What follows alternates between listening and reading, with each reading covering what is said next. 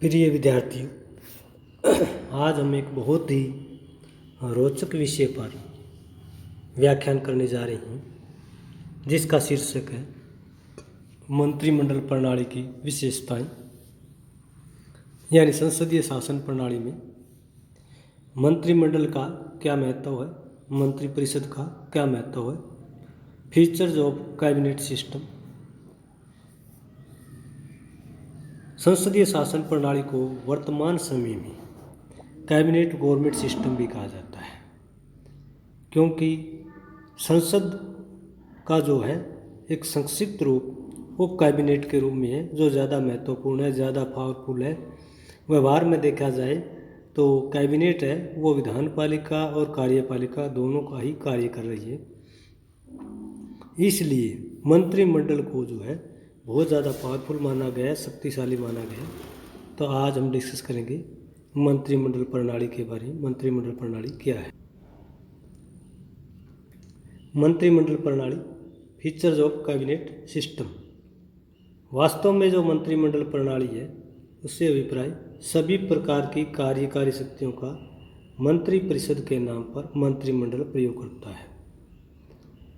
वास्तव में मंत्रिमंडल की अपेक्षा मंत्रिपरिषद ही अपने कार्यों शक्तियों के लिए विधान पालिका के प्रति उत्तरदायी होती है। वास्तविक कार्यपालिका प्रधानमंत्री एवं उसका मंत्रिमंडल है। तो संसदीय शासन प्रणाली में संसद के पास इतना समय नहीं है हर प्रकार के कार्य को करने के लिए, और व्यवहारिक तौर पर सभी तरह के निर्णय, सभी तरह की नीतियाँ, सभी तरह के कार्यक्रम मंत्रिमंडल द्वारा लिए जाती हैं। तो मंत्रिमंडल प्रणाली के क्या लक्षण हैं, क्या विशेषताएं हैं, उनके बारे में हम डिस्कस करेंगे। मंत्रिमंडल प्रणाली का सबसे पहला लक्षण है कि मंत्रिमंडल एक वास्तविक कार्यपालिका के रूप में, यानी मंत्रिमंडल जो है वो नामात्र की कार्यपालिका नहीं है। मंत्रिमंडल प्रणाली में एक महत्वपूर्ण विशेषता इसकी कार्यपालिका शक्ति से।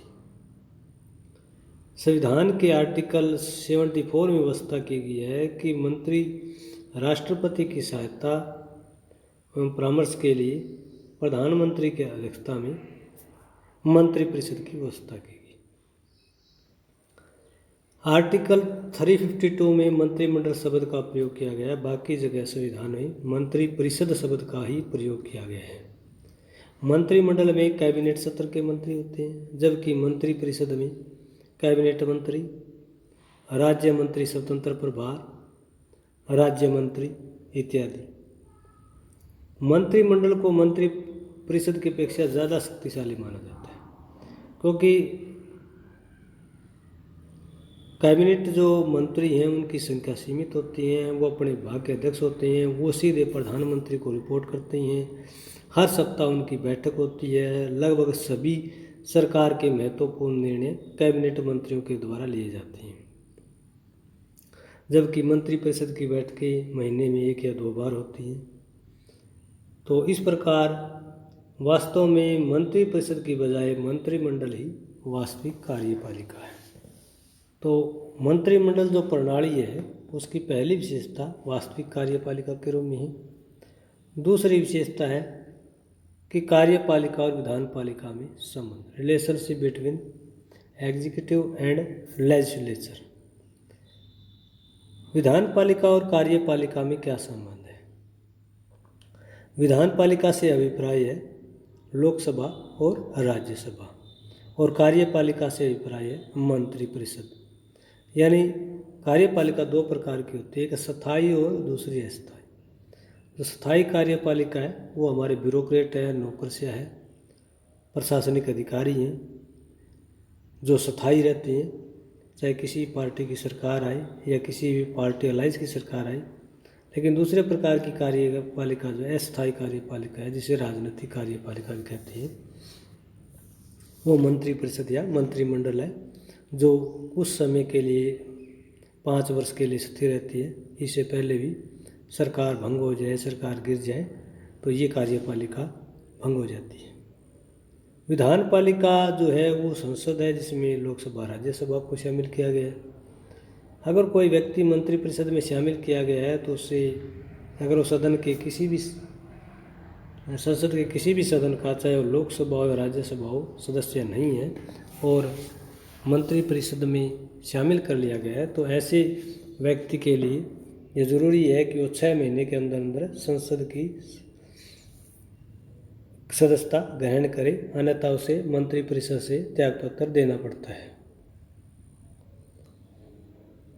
मंत्रिपरिषद अगर हम देखें तो उसमें प्राइवेट सदस्यों के द्वारा जो विधेयक प्रस्तुत किए जाते हैं वो आसानी से पारित नहीं हो सकते, क्योंकि संसद के अंदर सत्ताधारी दल का बहुमत होता है, विपक्षी दल का कोई बहुमत नहीं होता। अगर इसलिए कोई गैर सरकारी सदस्य प्रस्ताव लेकर के आता है, अगर उसका प्रस्ताव पारित होता है तो इसका मतलब ये है कि सरकार के पास बहुमत नहीं है, और जब सरकार के पास बहुमत नहीं है तो सरकार को सत्ता में बने रहने का कोई अधिकार नहीं है। इसलिए सत्ताधारी दल के जो सदस्य मंत्रिमंडल में हैं उनके बिल पास होने की संभावना रहती है।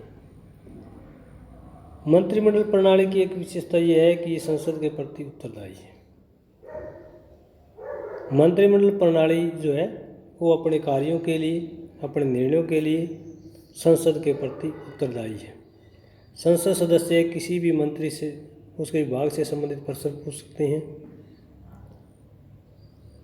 अगर संसद सदस्य किसी मंत्री कार्यों निर्णय से संतुष्ट नहीं हो तो सांसद उसके विरुद्ध निंदा प्रस्ताव लाकर उसको मंत्री पद से त्यागपत्र देने के लिए विवश कर सकते हैं।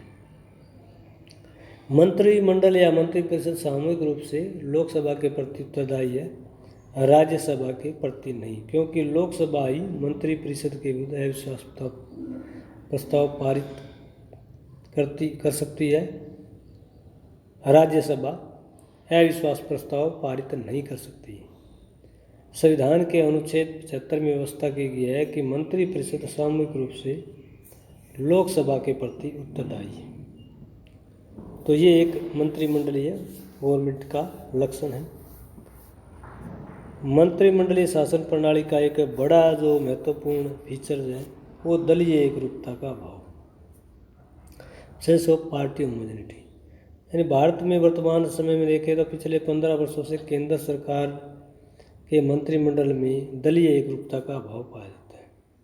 1989 से 2014 तक का गठबंधन सरकारों का भारत में काल है और प्रधानमंत्री को मजबूरी बस अपने साथ साथ सहयोगी दलों के नेताओं का भी मान सम्मान रखना पड़ा।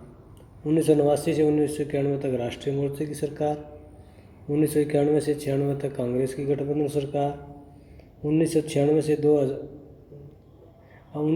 2004 तक अटल बिहारी वाजपेयी की बीजेपी की गठबंधन की सरकार, उसके बाद 2004 से लेकर के 2014 तक डॉक्टर मनमोहन सिंह की यूपीए 1 और यूपीए 2 की कांग्रेस सरकार। इन सभी सरकारों में दलीय एकरूपता का अभाव पाया गया, क्योंकि मंत्रिमंडल में सत्ताधारी लीडिंग पार्टी के अलावा जो दूसरी सहयोगी पार्टियां थी उनके सांसदों को भी मंत्रिमंडल में शामिल किया गया। तो ये भी एक मंत्रिमंडल जो सिस्टम है उसकी एक महत्वपूर्ण विशेषता है। पुनर्विचार के लिए मंत्रिमंडल का निर्णय राष्ट्रपति के लिए अनिवार्य है। यानी भारत में मंत्रिमंडलीय प्रणाली की एक महत्वपूर्ण विशेषता जो है वो है कि पुनर्विचार के लिए मंत्रिमंडल का निर्णय राष्ट्रपति के लिए अनिवार्य है।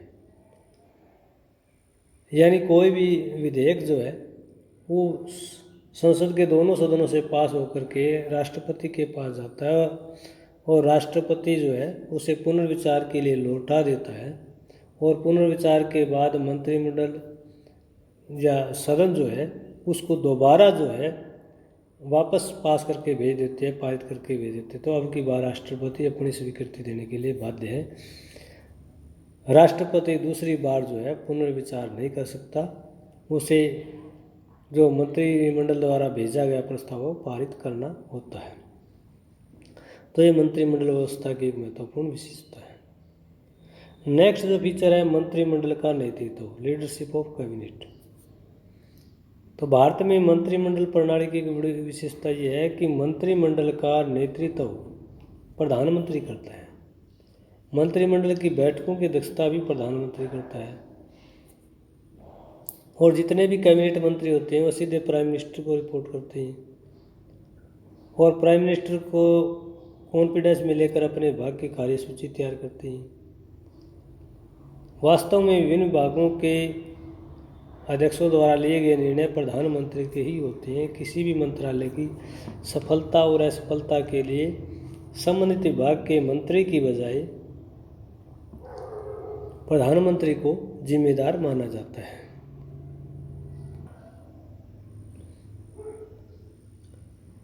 मंत्रिमंडल प्रणाली की एक बड़ी विशेषता गोपनीयता का सिद्धांत है, प्रिंसिपल्स ऑफ सीक्रेसी। मंत्रिमंडल प्रणाली की एक महत्वपूर्ण विशेषता मंत्रियों द्वारा पद एवं गोपनीयता की शपथ लेना है। प्राय मंत्रिमंडल की बैठकें साप्ताहिक होती हैं और देश के समस्त महत्वपूर्ण निर्णय मंत्रिमंडल द्वारा ही लिए जाते हैं। गृह नीति, सुरक्षा नीति, विदेश नीति, संचार नीति, शिक्षा नीति, कोई भी निर्णय हो मंत्रिमंडल की बैठकों में लिया जाता है और कोई मंत्री इसको सार्वजनिक नहीं कर सकता। मंत्रिमंडल की बैठकें जो है गुप्त होती हैं और उनके लिए दिए जाने वाले वे निर्णय जो देश हित से जुड़े हैं उनको सार्वजनिक करने से अगर देश हित नकारात्मक रूप से प्रभावित होता है तो सार्वजनिक करने वाले मंत्री को त्यागपत्र देना पड़ता है। तो ये एक मंत्रिमंडल प्रणाली की विशेषता है। मंत्रिमंडल प्रणाली की विशेषता शैडो मिनिस्ट्री, छाया मंत्रिमंडल। ये जो है प्रैक्टिकली इंग्लैंड के पार्लियामेंट्री सिस्टम में किया गया है कि सत्ताधारी दल के साथ साथ विपक्षी दलों का अपना एक मंत्रिमंडल होता है। इसमें सत्ताधारी मंत्रिमंडल के विपक्ष में प्रमुख विपक्षी दलों द्वारा छाया मंत्रिमंडल का गठन करना एक राजनीतिक परंपरा है। जैसे सत्ताधारी दल का शिक्षा मंत्री, विपक्ष का शिक्षा मंत्री, सत्ताधारी दल का रक्षा मंत्री, विपक्ष का रक्षा मंत्री, और अपना जो काउंटर पार्ट है उसी को क्रिटिसाइज करता है। प्रमुख विपक्षी दल का छाया मंत्रिमंडल अपने प्रतिपक्ष मंत्रिमंडल के कार्य व निर्णयों की आलोचना करता है और देश की जनता को सत्ताधारी मंत्रिमंडल के जन विरोधी निर्णयों के प्रति सचेत करता है। छाया मंत्रिमंडल के द्वारा विपक्षी दल आम जनता को सत्ताधारी दल की तानाशाही व अत्याचारों से बचाता है। इंग्लैंड में विपक्षी दल के नेता को वैकल्पिक प्रधानमंत्री और विपक्षी दल को वैकल्पिक मंत्रिमंडल कहा जाता है। भारत में अभी तक छाया मंत्रिमंडल या वैकल्पिक मंत्रिमंडल की राजनीतिक संस्कृति का आत्मसात नहीं हुआ है।